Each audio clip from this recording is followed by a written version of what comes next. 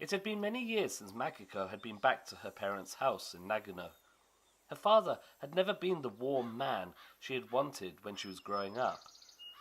He never hugged her, and always seemed more preoccupied with his work than with either her or her mother.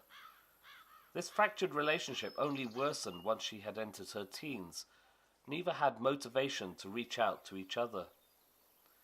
As she got older, his drinking had increased to the point where she could no longer bear even the sight of him. The void between them seemed irreparable. Her mother, with clarity, observed the dysfunction of her family, but was so used to it that she recognized that any effort to improve the circumstances was nothing more than folly.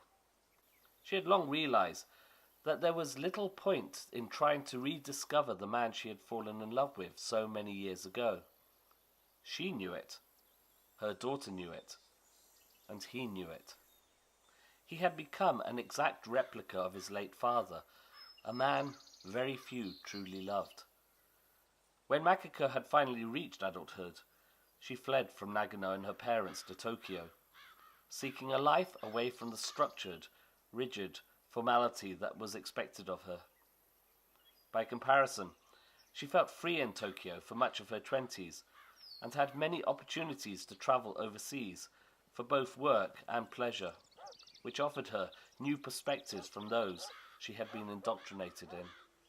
She could breathe. She could truly breathe.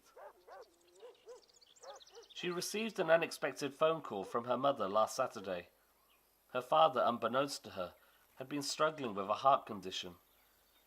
He had been whittling his retirement years in their humble garden, growing tomato plants and flowers. Whilst watering the garden, he had suddenly collapsed. Her mother seemed quite composed in informing her about his passing. Makiko listened silently, and then informed her mother of her plans she had to attend his funeral. The few days since that phone call had passed with far little reflection than Makiko had wanted or felt obliged to feel. She felt numb and indifferent, and this brought both a sense of guilt and regret. Walking from the nearby station, she finally found herself standing at the front door of her parents' home.